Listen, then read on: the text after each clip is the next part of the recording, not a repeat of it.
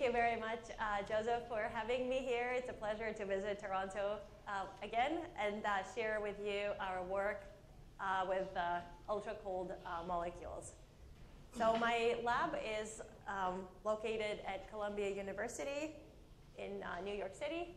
So just to show you the location, we are actually in the middle of Manhattan Island, which is a very busy place, especially for precision measurements. So as you can imagine, we have some trouble keeping a very stable lab environment, but so far so good. We haven't had too many problems.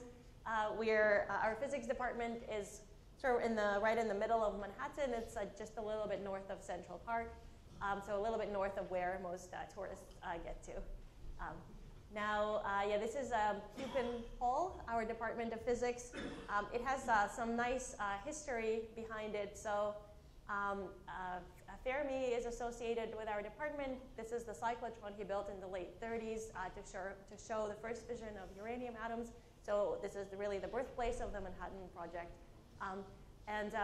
Even more relevantly to my talk, the department was home to Professor Rabi for many decades of his work.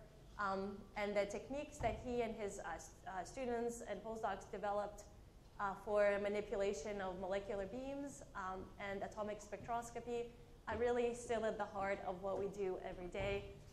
We are at a different level now because many decades have passed, but we wouldn't be here really without their work.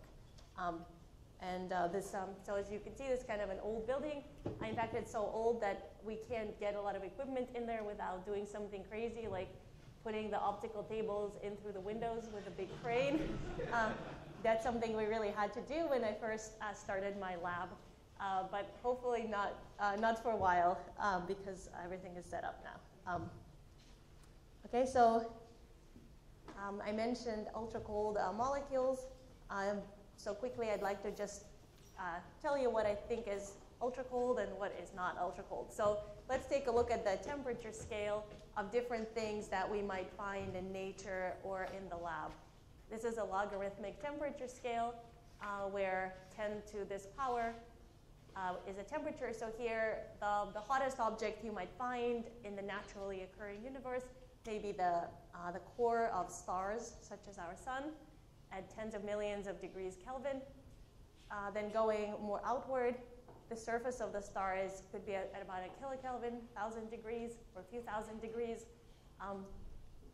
Then the range of a few hundred Kelvin is very special to us because this is the small range where water is liquid, and so all of the biology and chemistry that we mostly know has evolved at this very narrow temperature range.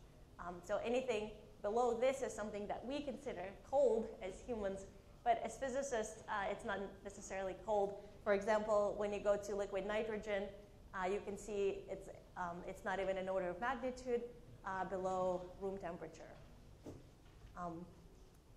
If you look for sort of the coldest naturally occurring object in the universe, it would be something like this bow tie nebula, which is a little bit colder than the microwave background, or about 1 Kelvin.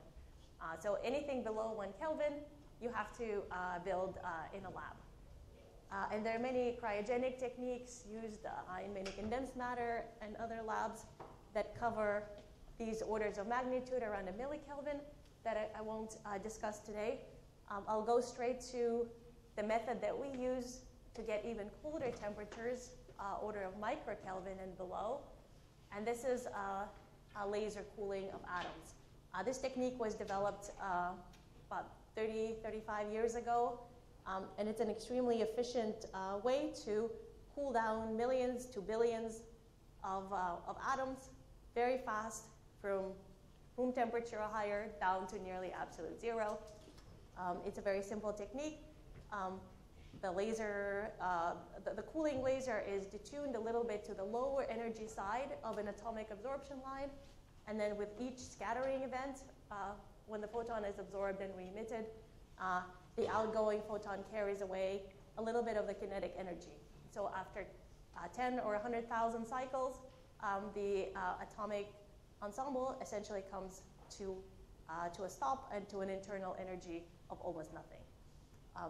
So this technique has been really fruitful in giving us access to a lot of fascinating physics over the recent years.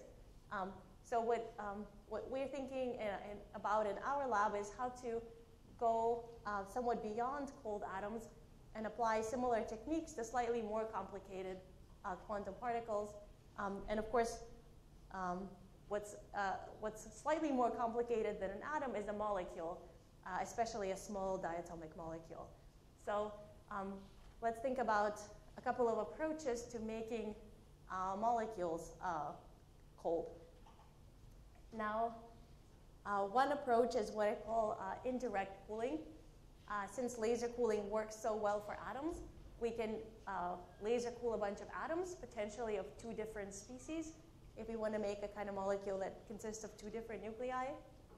And then we can use some optical or magnetic techniques to bind these into diatomics without adding any extra kinetic energy. And so then the sample is as cold as the initial atomic sample. The limitation here is that we, in this case, must rely on those types of atoms that can be laser cooled, which for technical reasons is only a select few atoms. Another approach is direct molecule cooling, where we start with the molecular species that we want already bound, and then we somehow use atoms to cool it down directly. We can mix it with cold atoms, here shown as green spheres, and through collisions or sympathetic buffer gas cooling, we can reach cold temperatures, and then possibly go further and laser cool directly on the molecule, which is possible, but harder than laser cooling an atom. Okay, so in our lab, we use both the indirect and direct approaches, but what I talk about today is based on this indirect cooling, where we cool the atoms, and then we bind them to make cold molecules. Now, as I mentioned, cooling molecules and generally working with molecules is much more complicated than working with atoms. You can even simply take a quick look at the atomic hydrogen spectrum and the molecular hydrogen spectrum, and you can see it's immensely more complicated, which means it's just much more challenging to work with. On the other hand, this complexity allows us to investigate types of physics that we don't have access to with atoms. So the question is what kind of physics makes it worth it to put in the effort to work with these more complicated things like molecules. So there are a lot of new science that molecules help us access. One direction is a kind of quantum state controlled ultracold chemistry, where you look at the process of making or breaking a bonds, which of course you can't do if you don't have at least a diatomic molecule.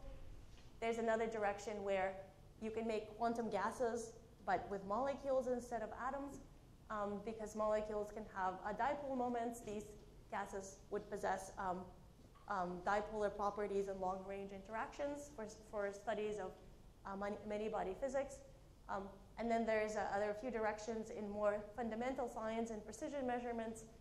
You can use molecule to enhance electric dipole moments of fundamental particles, the effect of parity violation, and potentially search for new physics and the fifth force, and measure fundamental constants and their possible time variations. So I can't talk about all of these today, but I'll touch on these topics that are marked here. So I mentioned that for these experiments, we use indirect molecule cooling, which means that we cool down the atoms and then build the molecules from the atoms. So this is a nice technique called Photodissociation, where we use strontium atoms, and using nowadays somewhat standard cooling techniques, we reach microkelvin temperatures very quickly. In a fraction of a second, we can cool down millions of strontium atoms to this temperature, which in terms of velocity corresponds to slowing them from thermal velocities of 200 meters per second to really pedestrian speeds of 10 millimeters per second. And then we use photons. The details are not shown, but they absorb and re-emit a photon such that the final state is a bound diatomic molecule, and this binding energy, which is much, much larger than the tiny kinetic energy of the original sample, is carried away with the outgoing photons. So the sample doesn't heat. The binding energy doesn't heat the sample, so the molecule you end up with is still at a microkelvin. So that's the starting point. And then now I'll show you another technique that is critical for the experiment. This technique is called tight trapping. So we've made these molecules, and now we want if we want to do some very precise measurements, we want to hold them such that they're not moving, that we're not sensitive to their motional effects, because even at a microkelvin, there are some thermal motion-related Doppler shifts that could ruin your spectroscopy precision. So in order to make the molecules very tightly trapped and localized, we put them in an optical lattice trap. An optical lattice is simply a standing wave of light or an optical interference pattern where the particles are trapped in the high intensity regions, which occur every half optical wavelength.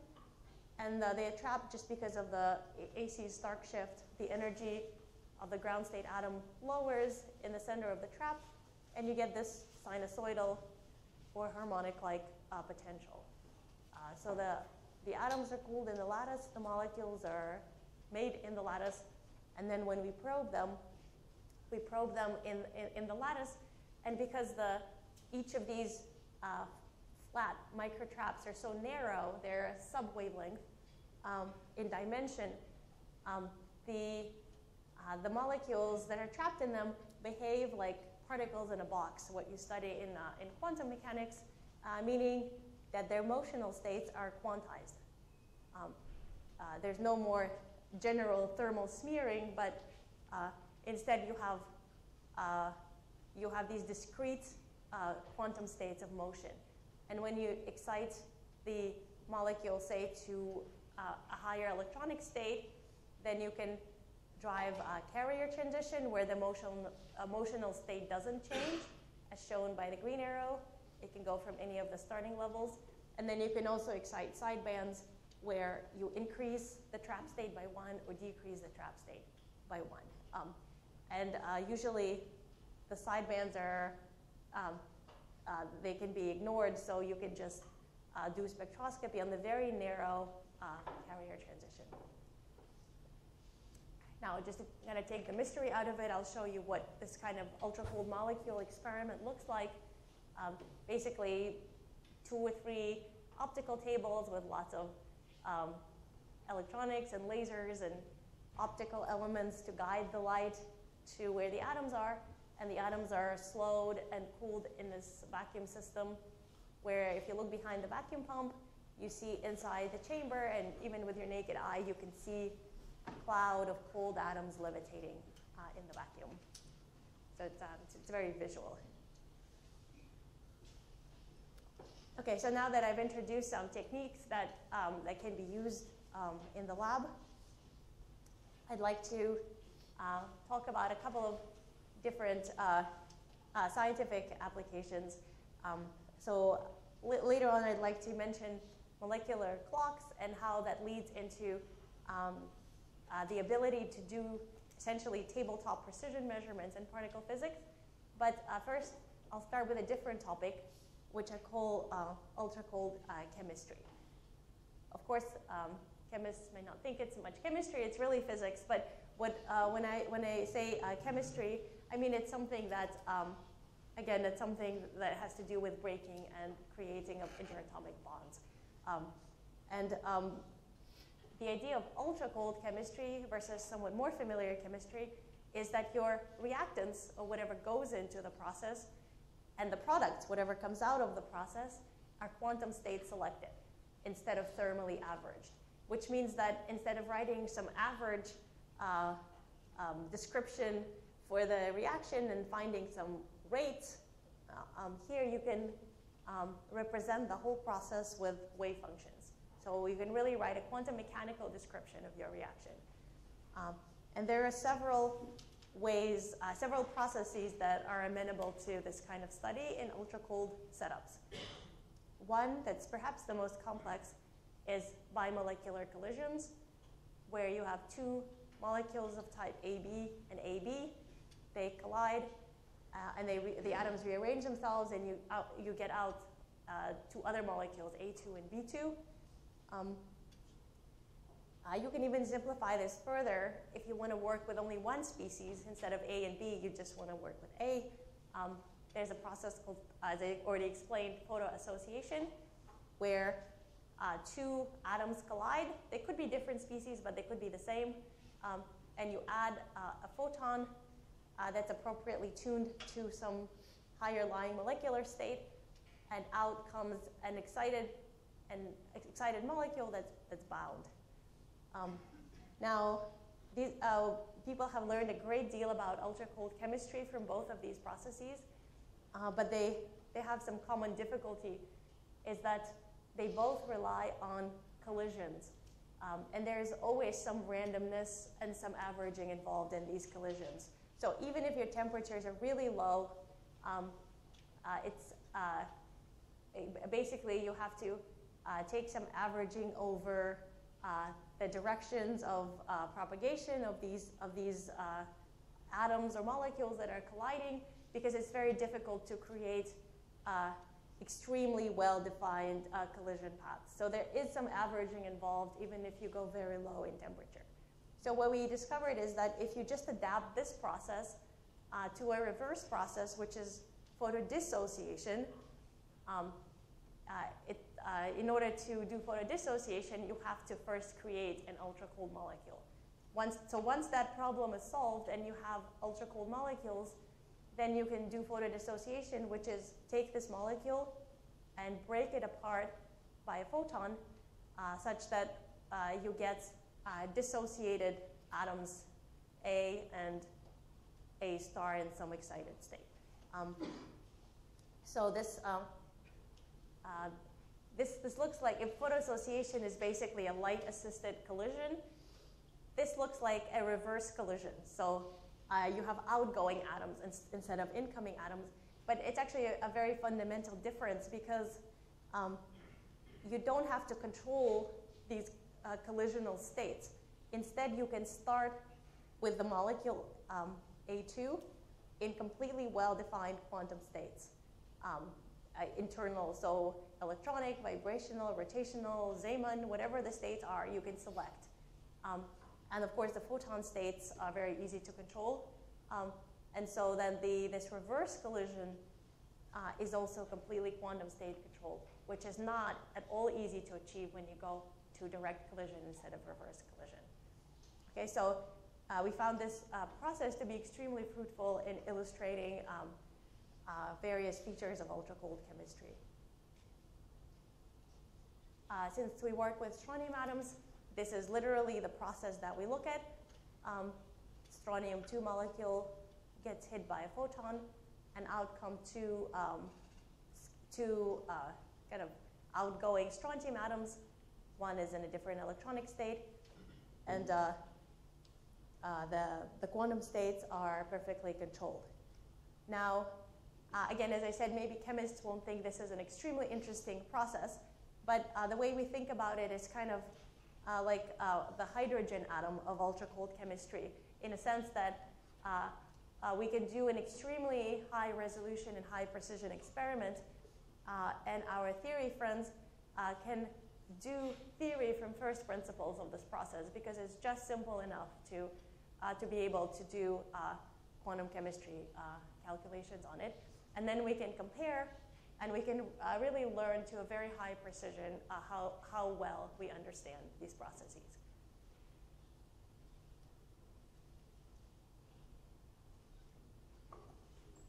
Okay, so to do ultracold photodissociation, we just take these molecules that are trapped in the optical lattice, which you can think of as just a point source of molecules. And then along along the lattice, we send the photodissociation light. And facing that light is a camera. So when the molecules break up, they fly out in all three directions, effectively kind of coating an imaginary sphere. And then the camera takes a projection, a 2D projection of the sphere. So this is how we record the photofragment spatial distributions. Now there are 3 parameters, right? Radius and the 2 angles. The radius is not an interesting one because we know exactly what the radius is based on how much time we let it fly and how much kinetic energy we've given the fragments. This is controlled just by the photon energy. So if you take the radius out, then there are only 2 interesting parameters. This is this polar angle theta and the azimuthal angle. And this describes the angular distribution of the fragments. So this angular distribution is a very kind of standard method in photodissociation in general to connect the outcome to the quantum mechanical nature of the process. So just to give you an example of a picture that the camera sees, you see something like this. So this would be theta, and the phi would be kind of coming out of the board. So you can see immediately that this gives you an extremely non-classical picture. In a classical understanding, you would never expect a diatomic molecule to break up into 8 distinctive directions. Okay, so there's clearly something there that's very quantum mechanical. Specifically, this picture corresponds to the reverse collision relative angular momentum 4, or partial wave. You could think of it as partial wave G, corresponds to J equals 4. So it's a G wave reverse collision. And moreover, the projection quantum number of this J is also well defined. And we made it here a superposition of plus and minus 1. So because we made a superposition of 2 product states, there's an additional feature that they actually coherently interfere with each other. And that's what causes these distinct blobs, because if there's no interference, a diatomic molecule will always dissociate in a cylindrically symmetrical pattern. And when it's not cylindrically symmetrical, in other words, you cannot rotate it about the z-axis invariantly, that means you have matter wave interference, and we're seeing it directly. Now, we don't have to just create 4 with plus minus 1. We can create the whole library of these processes for all low j's and their respective m's. So we get something like this. Basically, this is direct illustration of spherical harmonics and interferences of spherical harmonics. So this may be too complicated. I'll just show you an example of one. For example, this is a photodissociation pattern where we created a coherent superposition of angular momentum 4 and projection 1, and angular momentum 4 projection 3. So again, there's matter wave interference. You don't get a cylindrically symmetric pattern. It looks like this very complicated blob. This is a theory rendition. This is a theoretical rendition of the same thing, just using a sphere picture. And this is the theory of the same sphere, but what happens when you take a projection onto 2D, which is exactly what we measure. So this theoretical projection would be compared to the experimental picture, and you see that indeed we exactly see this blob in the experiment. Okay, so besides looking at matter wave interference, which is of course not possible in classical chemistry, we can look also at the physics of barrier tunneling. That's one huge difference between classical chemistry and ultracold chemistry, is in classical physics, if you have a reaction barrier, you need to have physically enough kinetic energy somehow to get over the barrier. But we know that in quantum physics, you can tunnel through. So that's, if we can investigate this, this is a really fundamental feature of ultracold chemistry. So here, this is the strontium-2 potential that correlate to, in the long interatomic distance, correlate to one ground state atom S and one singly excited atom P.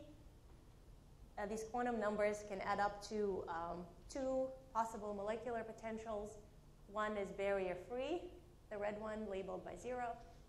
The other, the green one, has an electronic barrier, and it's labeled by quantum number 1. And so when we dissociate to this continuum, which is anywhere above this threshold line, we can probe this region and see the effects of the barrier tunneling. And the experiment is very simple. It's exactly that. We start with a ground state molecule, and we photodissociate by tuning the light from just above the barrier, that probe is the wide part of the barrier, toward the top of the barrier, and then above the barrier.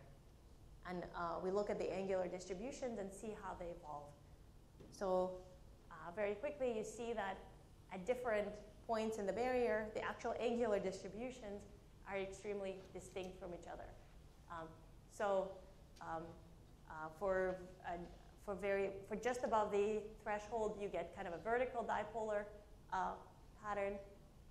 Then for kind of in the middle of the barrier, it becomes isotropic, and above the barrier, it becomes more horizontal dipolar.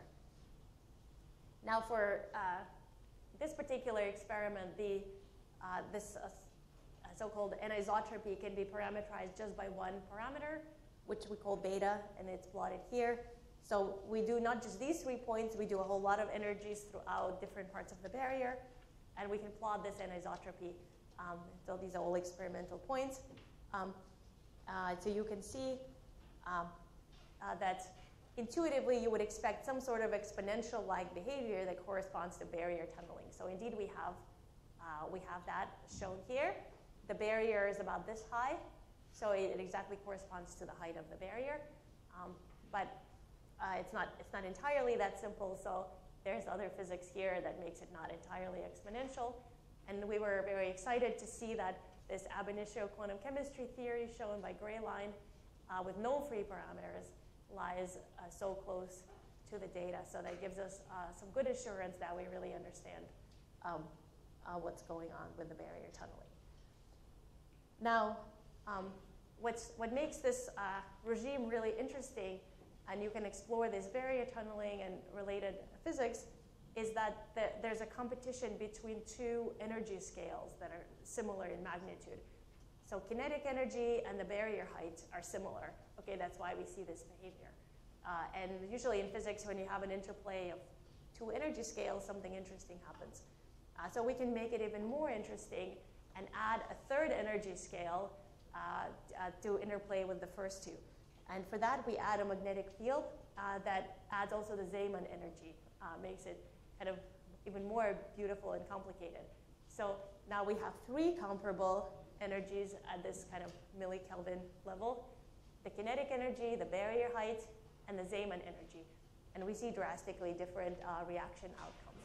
So this will be classically equivalent to running some reaction in a test tube and then bringing a fairly small magnet to the test tube and observing a very different outcome of the reaction. This is the exact same pair of potentials I showed before, one barrier-free, one barrier. But now, besides just the kinetic energy, we also manipulate the Zeeman energy here.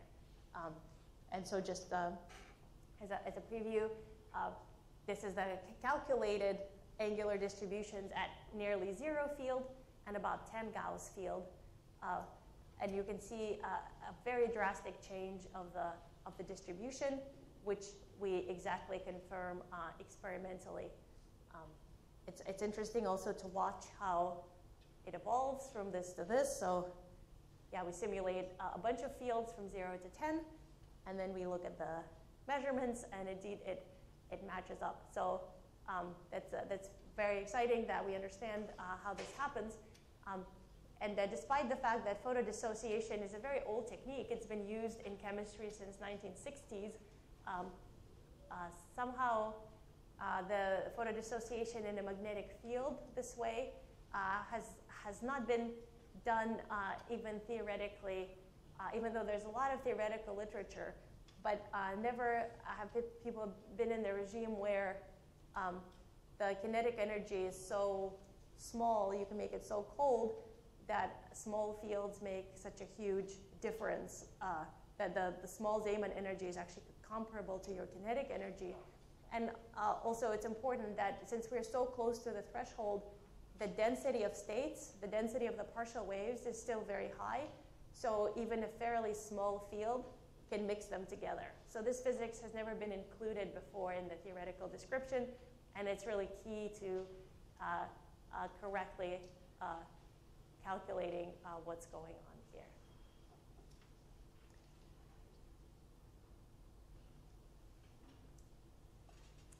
Okay?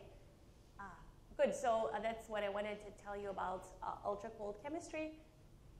And I'd like to talk a little bit about another topic, which can be basically done in the exact same setup with these photoassociated cold molecules.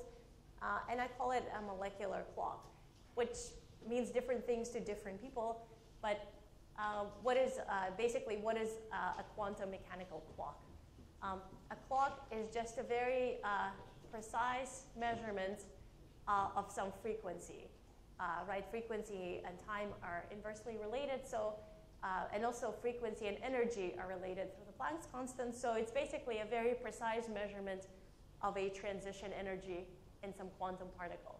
So you can have a clock based on an electronic transition between two different electronic states. So this can be done in a molecule or in an atom. Or you can do a different type of clock that's based on vibrational transitions. So from, say, a low-lying vibrational state to a more highly excited vibrational state. Of course, this is only possible in a molecule since atoms don't vibrate.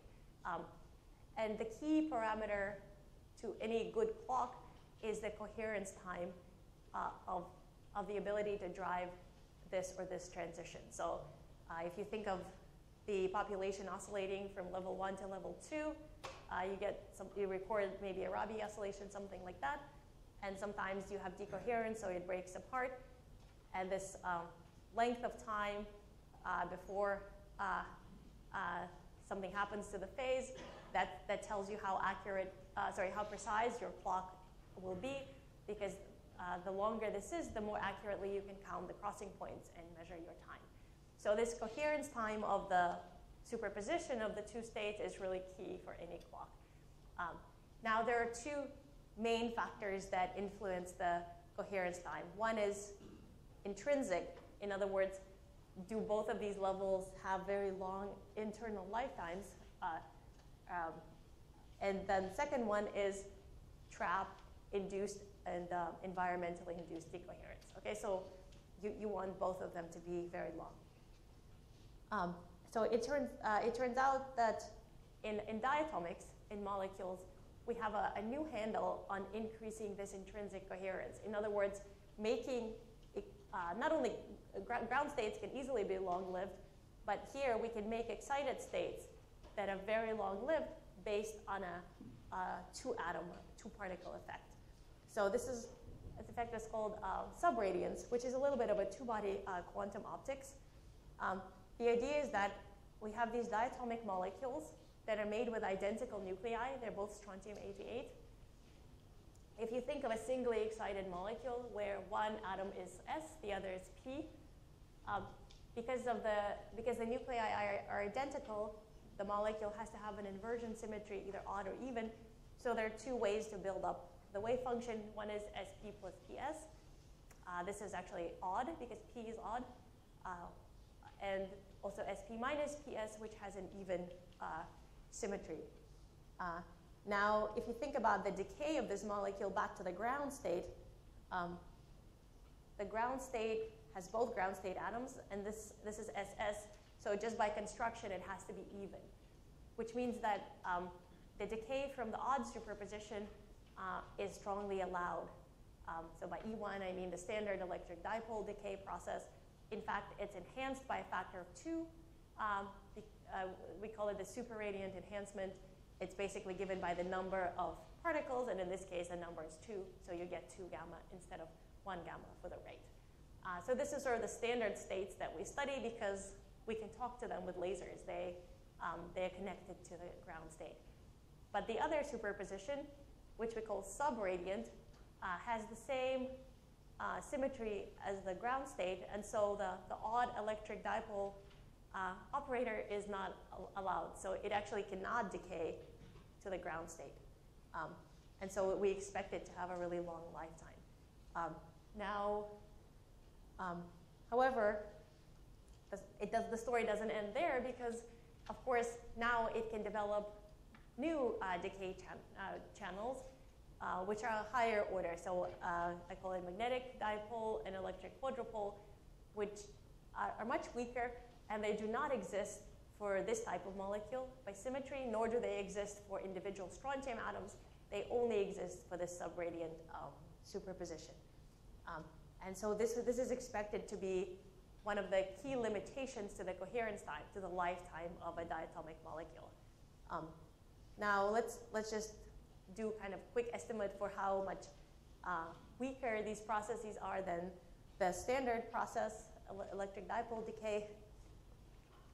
The magnetic dipole moment depends on the overall angular momentum, so it turns out that its ratio to the standard decay process goes as the bond length, or bond length squared over the wavelength squared.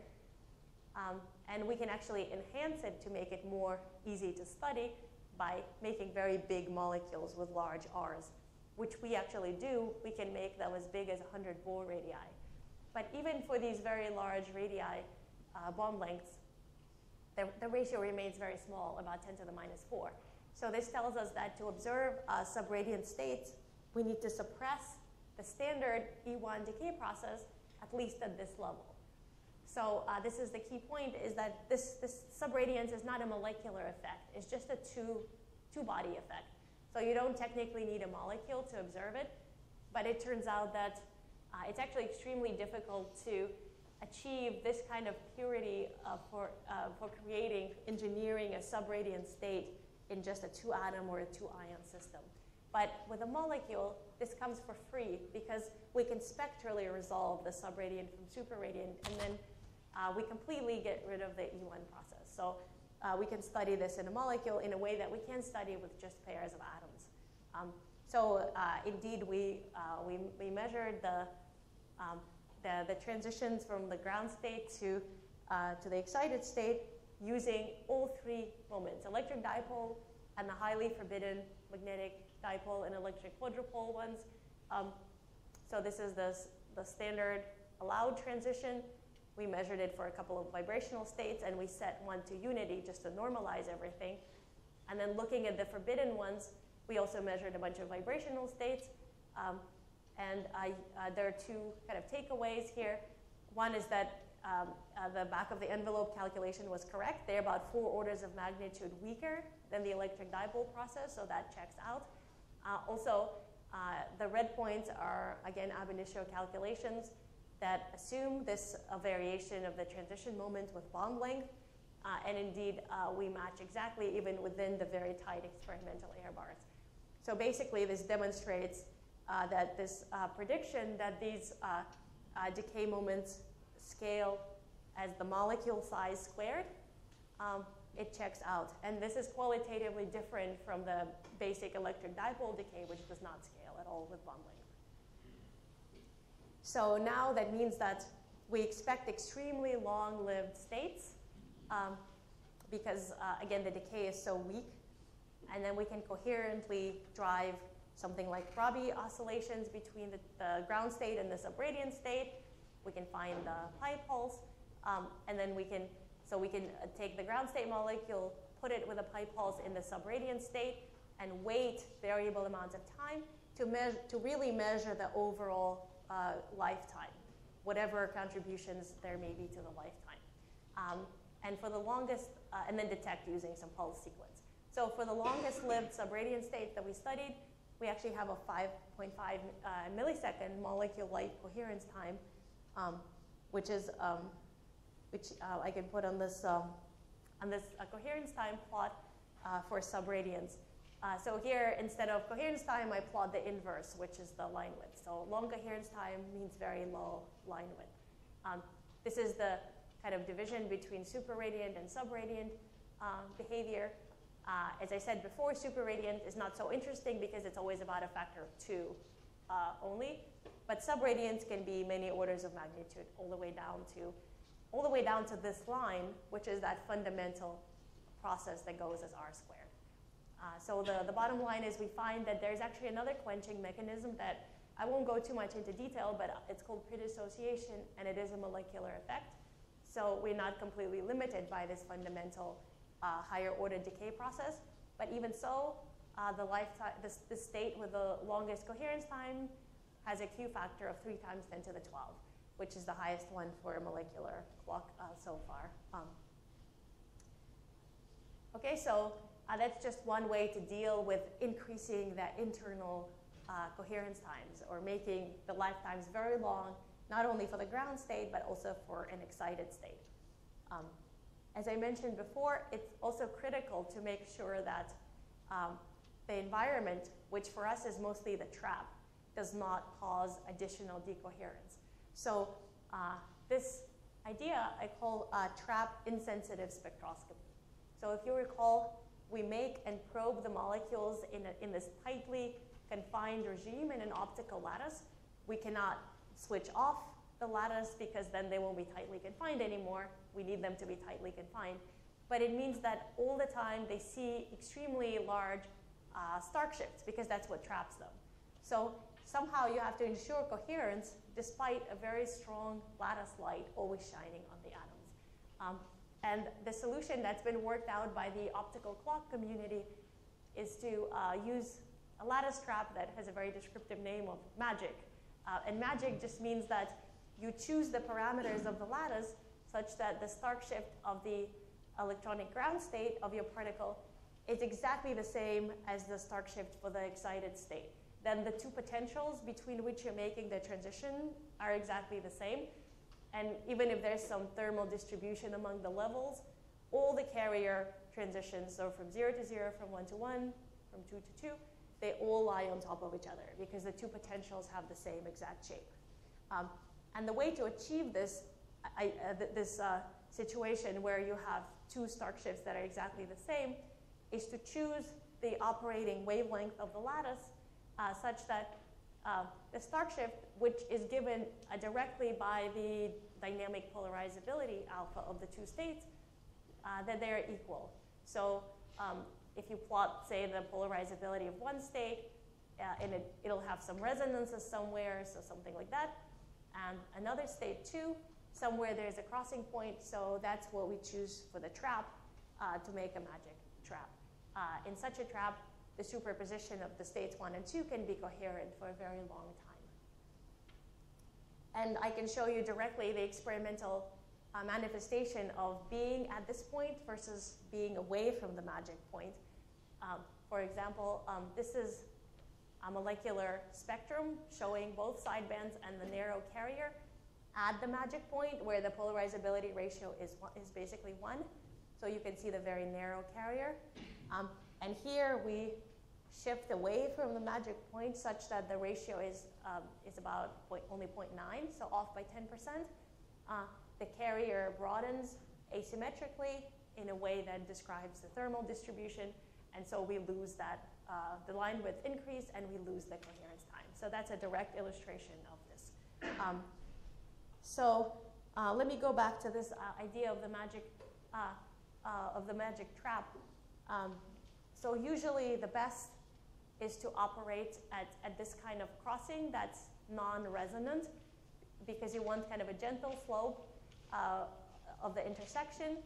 And usually it's literally hundreds of nanometers away from the nearest resonance. That's always a good choice, but the problem with this, it's very difficult to find. It's kind of fortuitous whether your transition will have that or will not have that, and most actually will not have this situation. In fact, the choice for atomic clock atoms are largely driven by the question whether there is such a point or not. So it's difficult to find.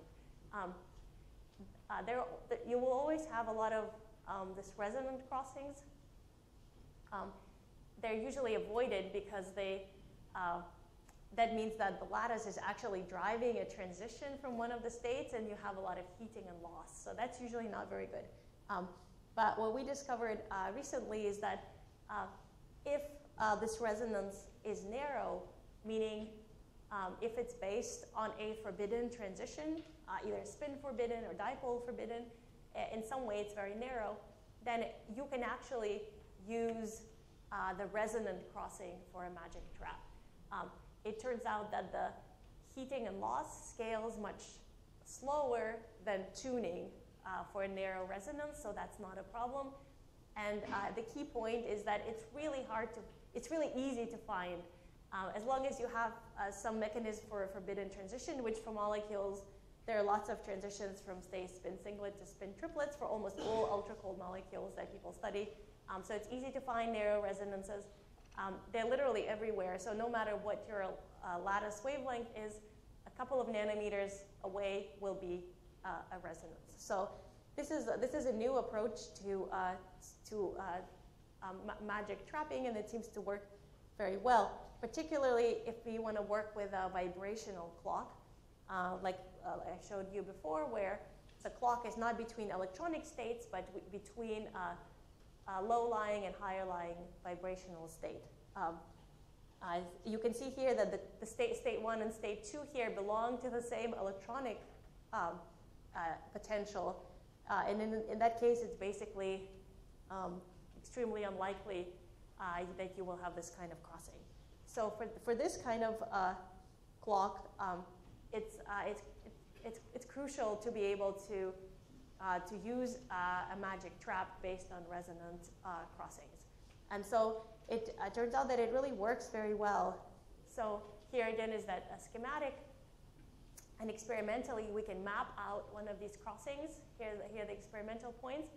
And just to emphasize again, the usual choice is hundreds of nanometers away from resonance.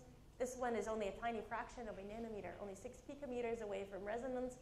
And yet there is not a heating and loss issue. And it's very easy to find. And immediately we get a gain in coherence time of a factor of 600. So here you can see the line width of that vibrational transition. Again, line width is the reverse of coherence time, so we want very narrow line width for a long coherence time. So when the background is about 100 kilohertz, then as you go through the resonance itself, it gets worse temporarily, but when we hit the magic point, it drops basically to 0. So we see that huge increase in coherence, 160 hertz line width. So this is the actual spectral line for a molecular clock, 160 hertz width for a 26 terahertz clock transition. So the quality factor here is 2 times 10 to the 11, and it's by no means fundamental. We are currently limited by very technical issues, so there's no reason why it's not going to be at the hertz level very soon. Okay, so yeah, the techniques are clearly there to do very high precision molecular clocks. I just want to show you maybe one example of kind of more fundamental application of what we can do with such a vibrational clock. So kind of tabletop precision measurements.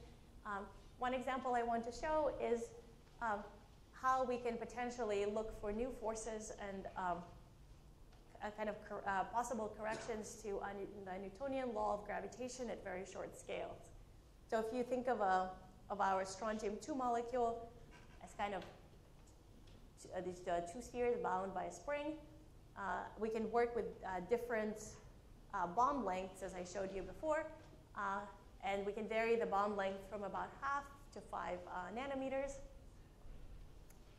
Of course, the bond is based on this kind of van der Waals electromagnetic interaction, but there is also a mass-dependent gravitational interaction, of course, most of which is described by the Newtonian term, but many theories of compactified dimensions also predict a correction that, depending on the theory, it might have different forms, but one common form is the Yukawa correction with a strength A and length scale lambda.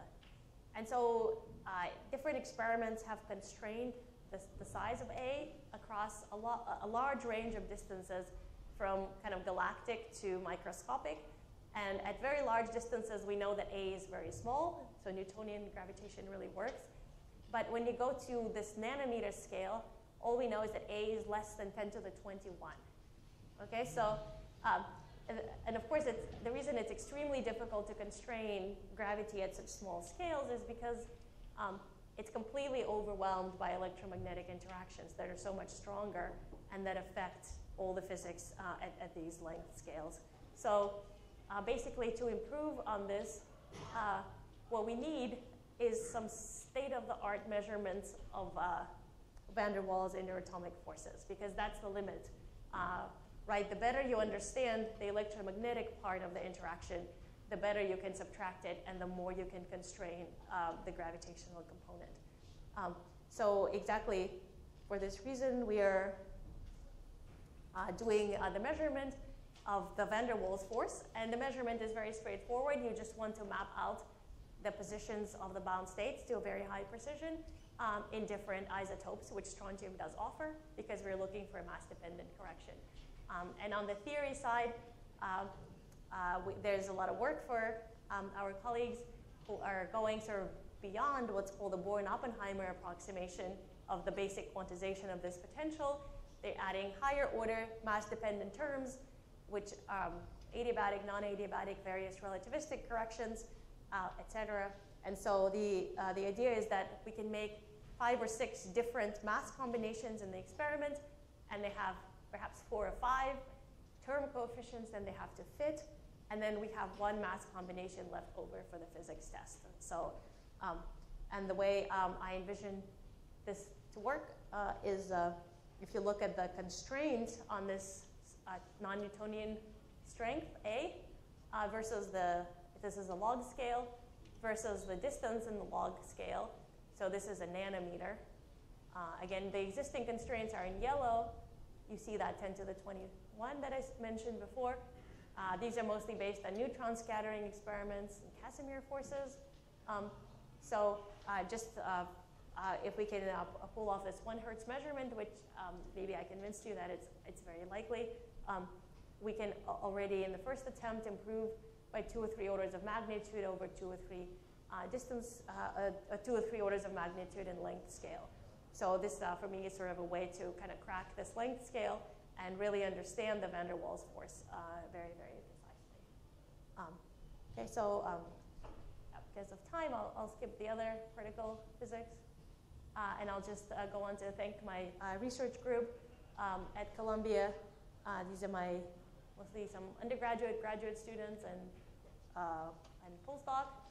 These are our theory colleagues from the University of Warsaw, Robert Mashinsky and Ivana Majewska, who have been really great to work with on these molecular experiments.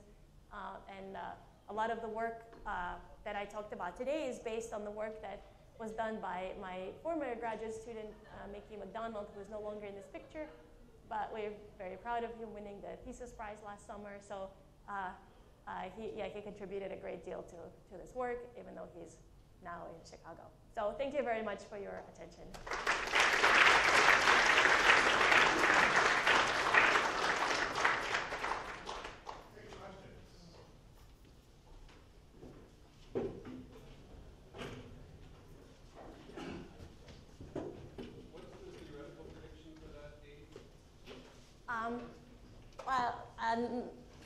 I don't think there is one, to be honest. I mean, we're doing it sort of from the point of view of experimentalists, where we want to tighten the constraint, and also from the point of view of molecular QED, right? In order to get there, we have to understand some relativistic and QED terms in molecules that haven't been understood before, even for hydrogen. So this is our approach. There certainly are some theories do give some predictions. Usually they're quite a bit lower. So if we lower it for another 2 or 3 orders of magnitude, we won't get to those predictions yet. So it's just a start.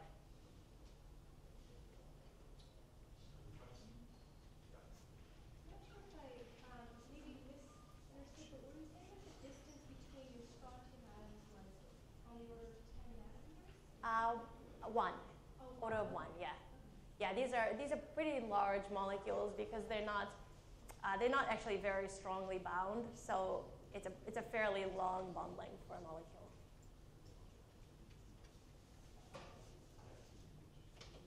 Conceptual question. You always show the optical lattice as a one-dimensional. Mm-hmm. Do you actually have 3 of these? Control all 3 lattices? Actually, we use just the one dimension. So we have just a one-dimensional interference pattern. So the sites are actually, we call them pancakes. They're sort of planes. And that's sufficient because as long as we probe exactly along the axis, with no angular deviation, then we take full advantage of the tight confinement. We don't have to worry about radial. So for these experiments, the 1 dimension is sufficient.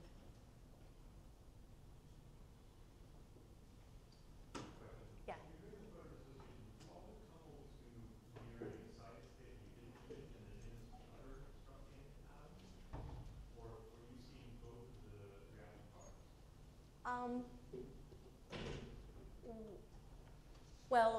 So what I showed today was mostly dissociation to an excited continuum. What we see with the camera is always ground state atoms, because that's the light we flash. So if we go to an excited state continuum, then anyway, the excited atom decays within 10 microseconds or something, and the camera still sees only the ground state atoms. And then for some of the experiments, we go straight, we actually photodissociate from some metastable state down to ground state, so then the camera naturally sees ground state. So we record only the ground state atoms, but it doesn't really matter because we know to which continuum we are going. The angular distribution doesn't change because the atom might decay from excited to ground before we image it.